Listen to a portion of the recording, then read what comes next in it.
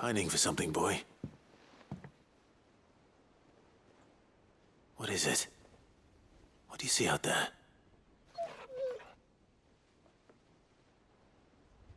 I never did ask where you got that anklet of yours. From Sid, that's why. On the day he brought him home. That long ago? And you're only thinking to ask this now?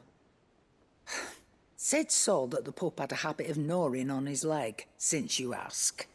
Clap that there iron on him to keep him from doing it. What was wrong, boy? I'll take like as not. Must have been hard on the poor whelp losing his loving masters at such a young age. Doubly hard in being a frost wolf, torn away from his icons and all. Sid would always tell him, you want that iron gone, you find what it is you're looking for. I reckon what he were looking for was you. I'm sorry, Torgel. Sorry for making you wait so long. Let's get that thing off you.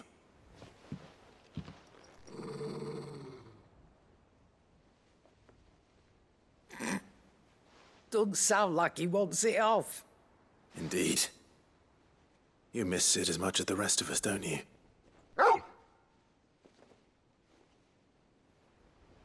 You want me to go with you somewhere?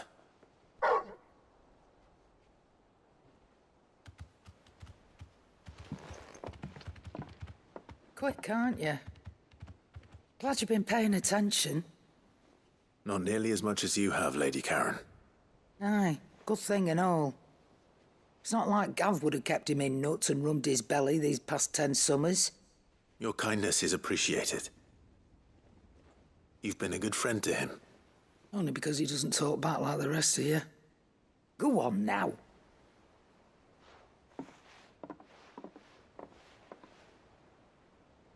Where to then, Torgel?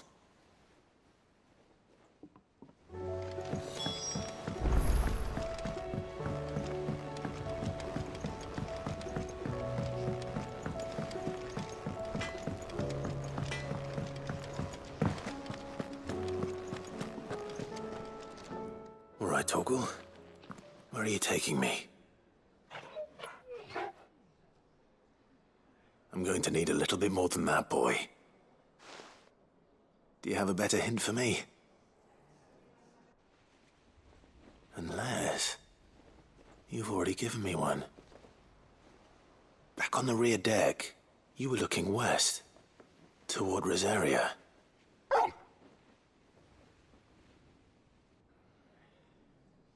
Why don't we try the rookery?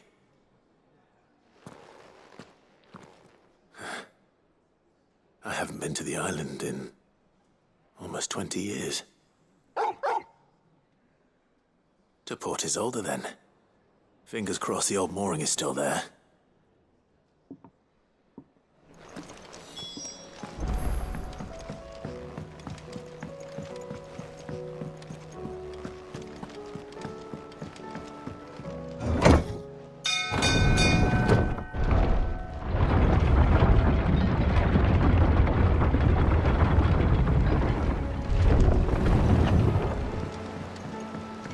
What do you think that thing is?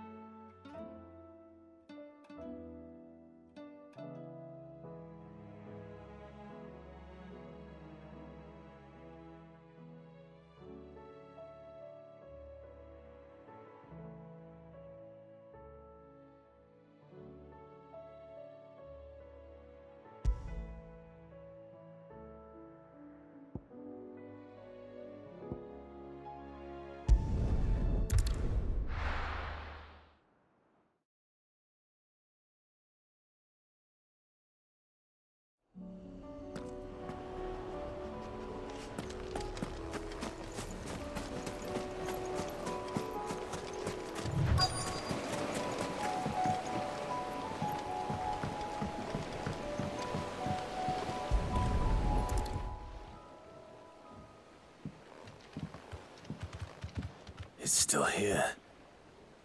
After all these years. A lot smaller than I remember. And you're a lot bigger. You might have to swim, boy.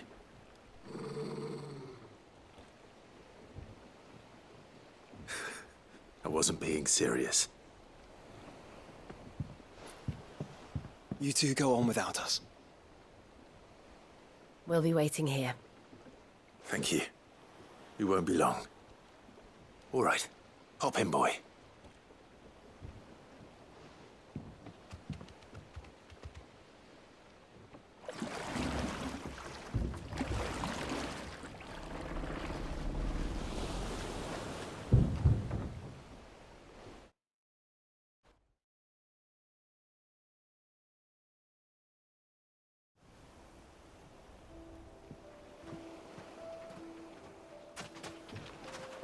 This place hasn't changed at all. The rookery's right through those trees. Come on.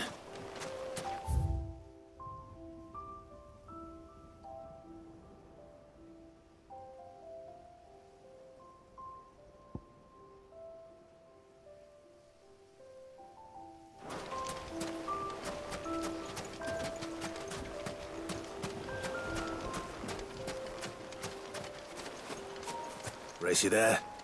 I bet I could still beat you.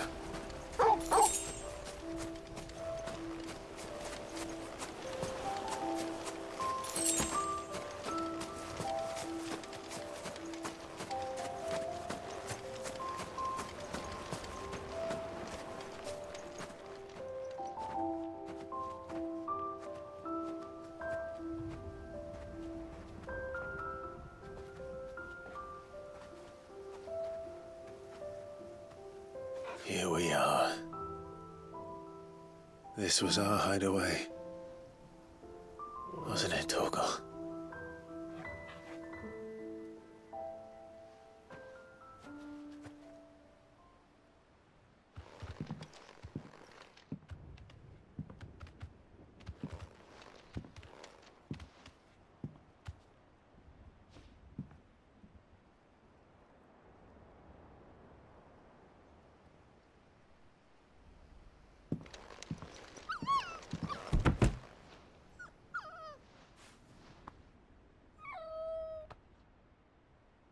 Coming here helped me to forget who I was. Or wasn't. Prince, shield. Son his mother could love. Had I been any one of those things? Perhaps.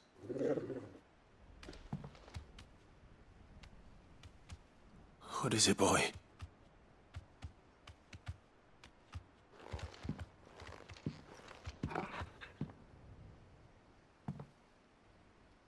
This is all from the castle. And Phoenix Gate. Did you bring these here? My sparring sword.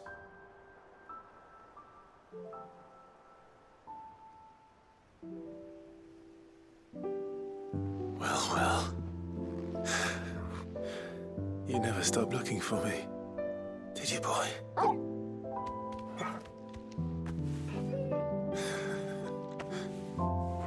Thank you, Torgel. For never giving up. For never forgetting.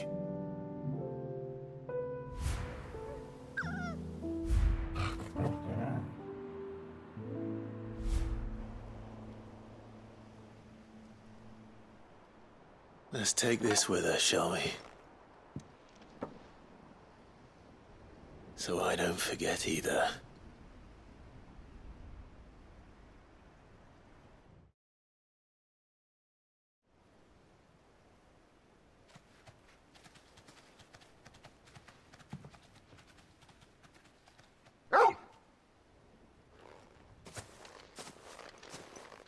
That's not the way back to the boat, Torgel.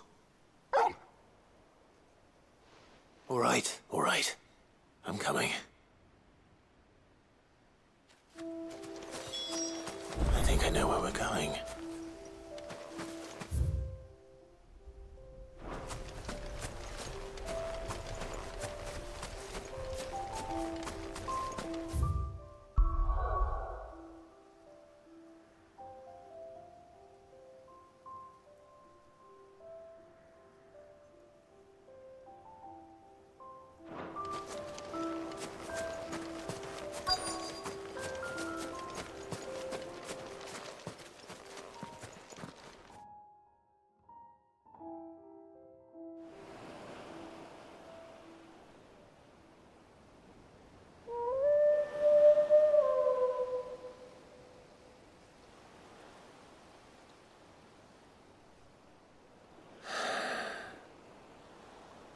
People always talk about the importance of putting the past behind you.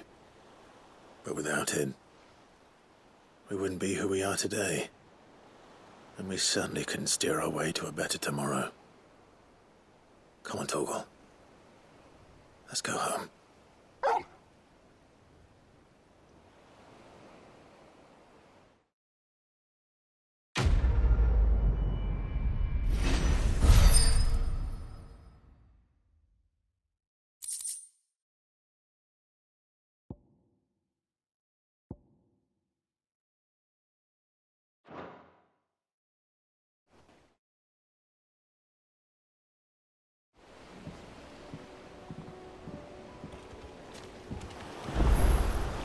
Sorry for the wait. We're ready.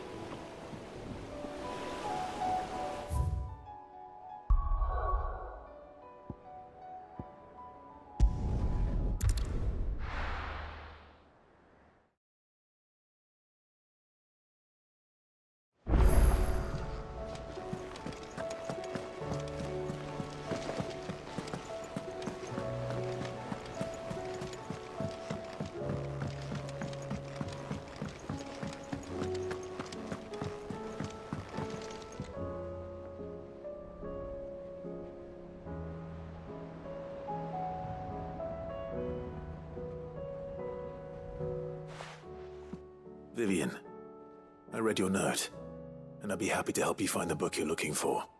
Thank you, Clive. But tracking it down will not be easy. Are you sure? Please. You have always granted me your wisdom and insight whenever I asked. It's only right that I return the favor. Or at least attempt to. You are too kind. Alas, what I ask of you is rather more trying than delivering the odd lecture. I spoke with Hippocrates to see if he had any inkling as to where another copy might be found, but perhaps it is best that you hear the details from him. If you say so. Forgive me, Clive, for asking this of you. But this book, it set me on the path to becoming who I am today. Its importance cannot be overstated.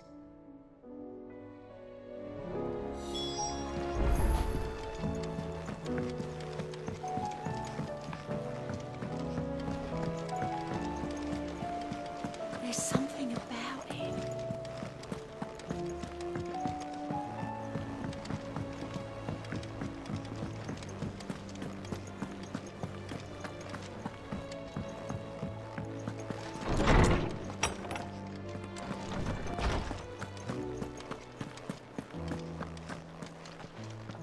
Ah, Clive, my boy.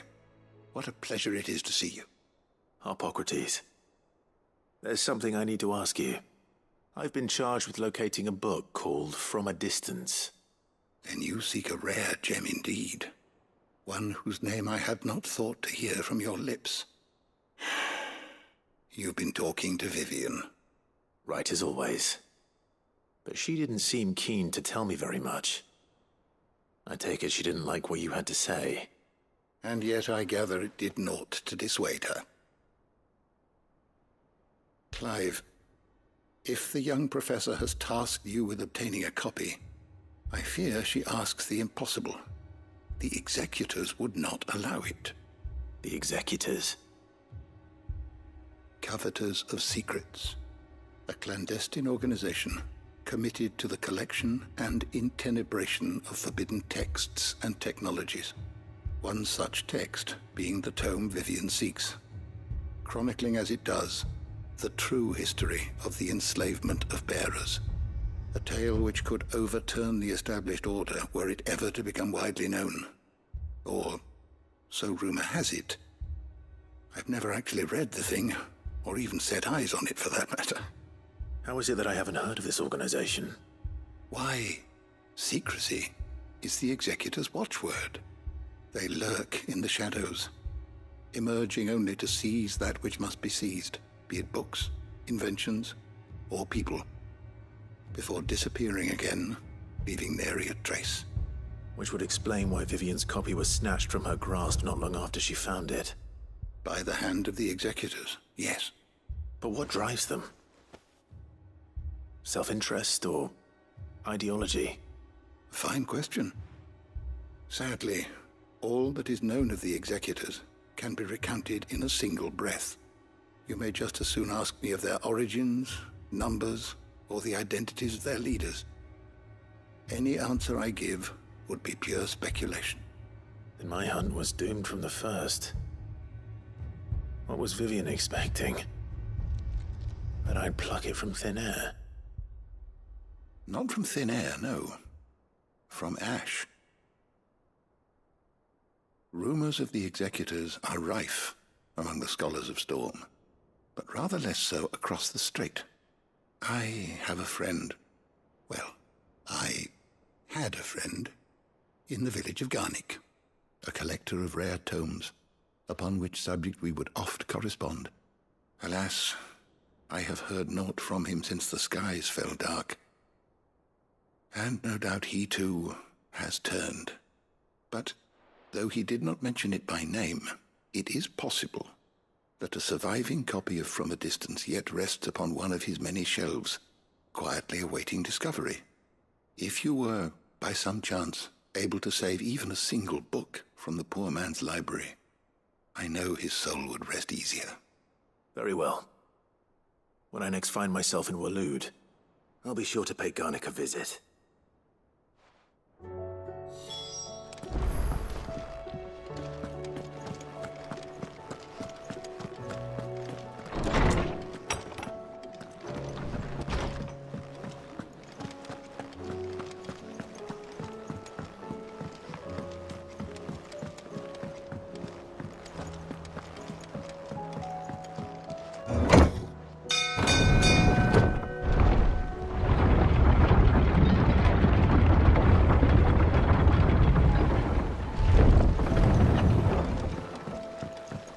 What do you think that thing is?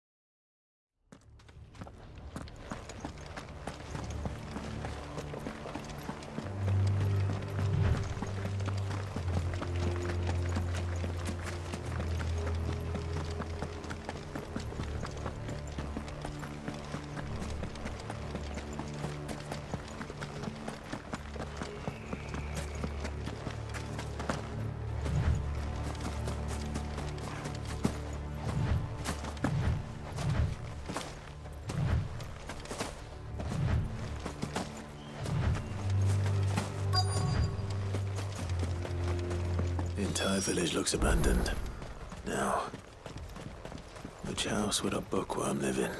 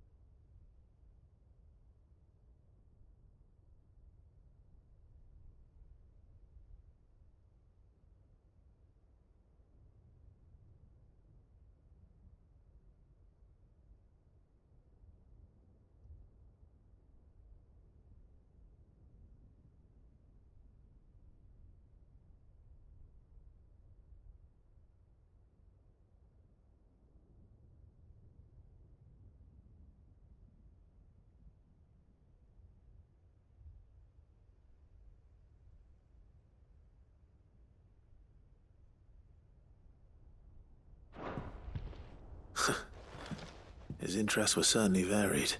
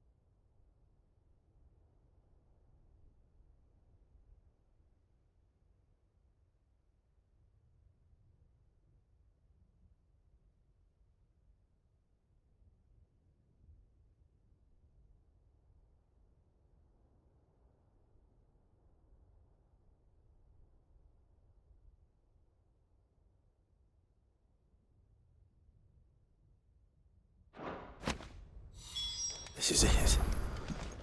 But if what it says is true, I need to get this back to the hideaway.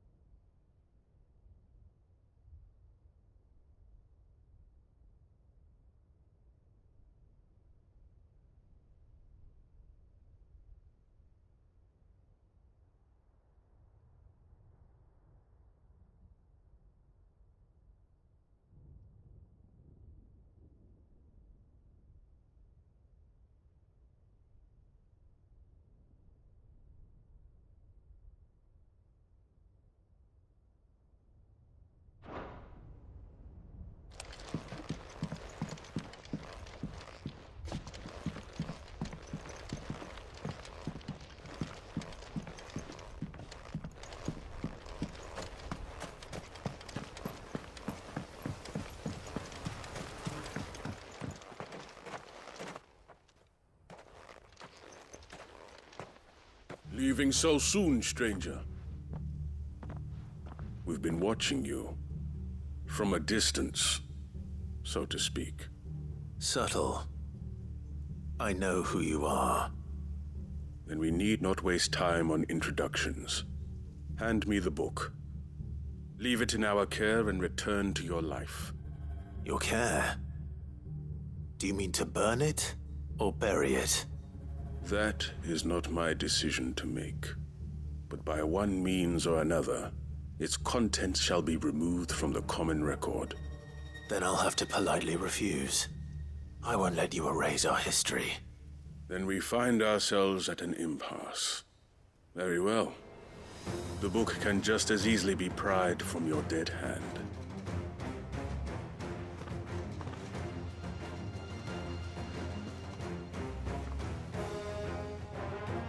Let's see, shall we?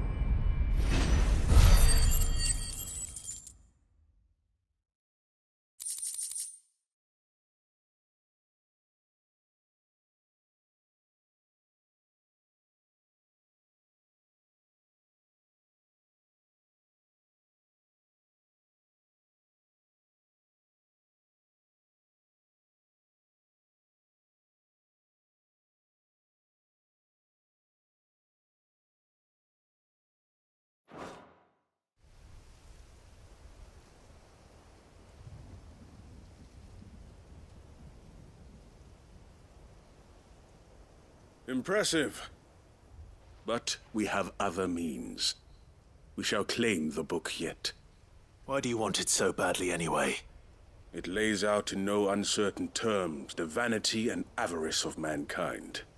It tells the shameful history of the persecution and oppression of a gifted few by a giftless many. Would you say that this interpretation was correct? I don't know. You don't know. Your sword may be sharp, but your wits are dull. So let me answer for you. There is no correct interpretation of history. That a series of events took place may be proved beyond a doubt. But there can be no single, immutable explanation as to why they came to pass. It is a question of numbers and of belief. If enough people believe that a set of events occurred for a reason, that belief becomes the truth. So you're trying to control the truth? We are trying to protect people from themselves, from knowledge that would bring them naught but pain. That is all. You may keep the book, for now. The world is small. We shall meet again. Until then. Wait! Damn it. Let's get this back to Vivian. Perhaps she can explain what that was all about.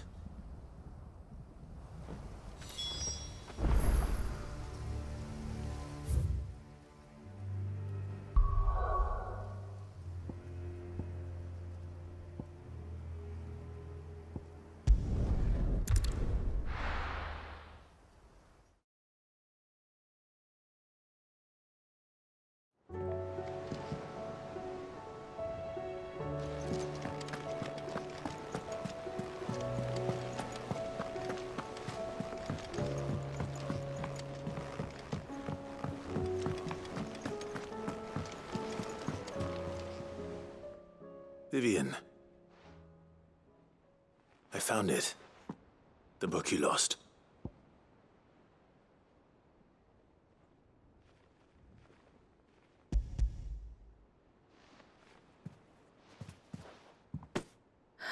You found it.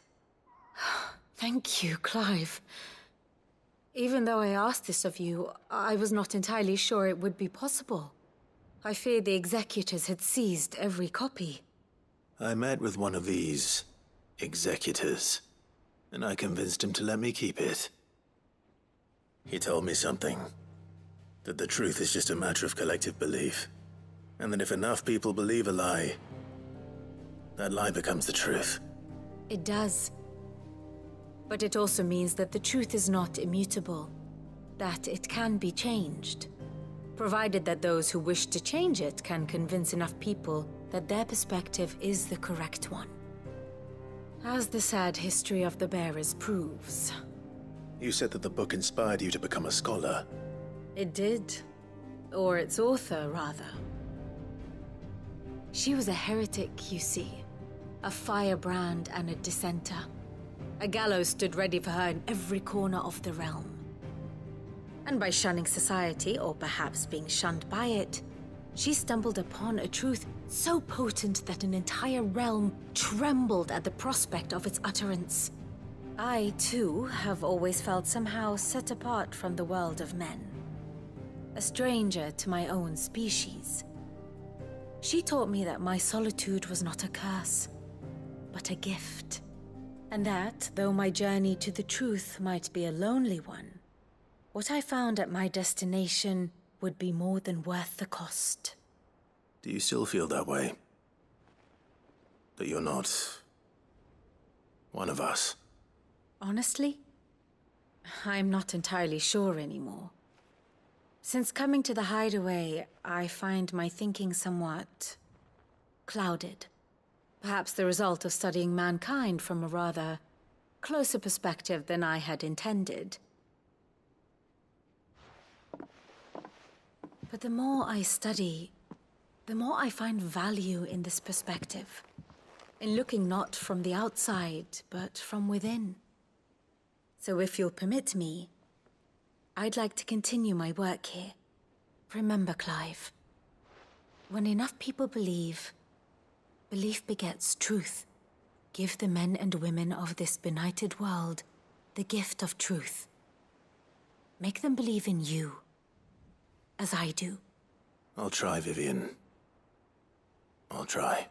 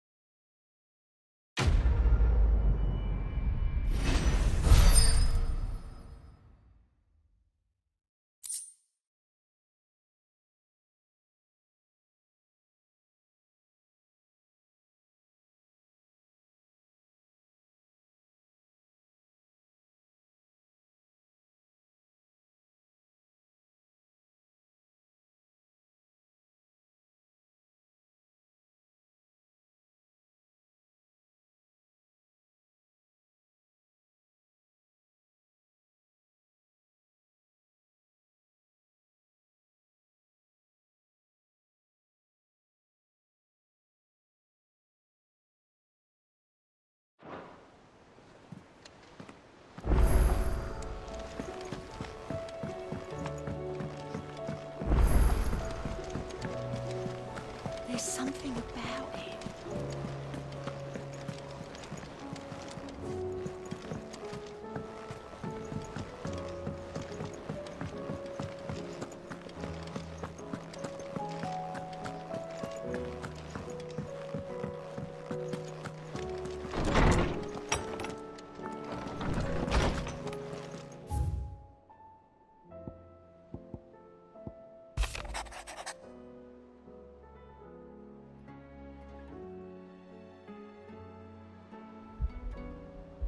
A fine hound. The two of you have been tougher for what probably felt like a lifetime now, but there is still a lot you have to learn about that hound of yours. He would step in front of a bloody, raging behemoth if it meant protecting you, but that doesn't mean you should take it for granted. At the end of the day, he's a hound, and sometimes he just wants someone to pat his head and rub his belly. Give him a handful of kupo nuts. You would do good to remember that, Sharon.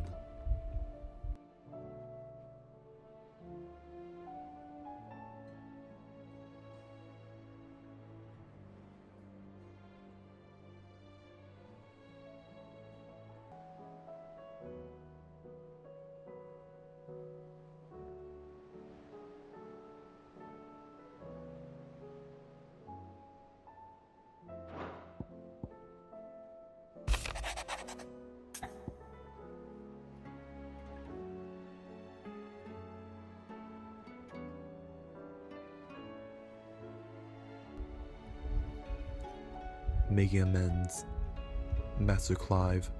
I'm aware that there are matters of much greater importance which demand your attention, but so you find yourself a moment, I bid you visit me in the shelves that I might ask a single favor concerning His Highness Prince Dion Hippocrates II.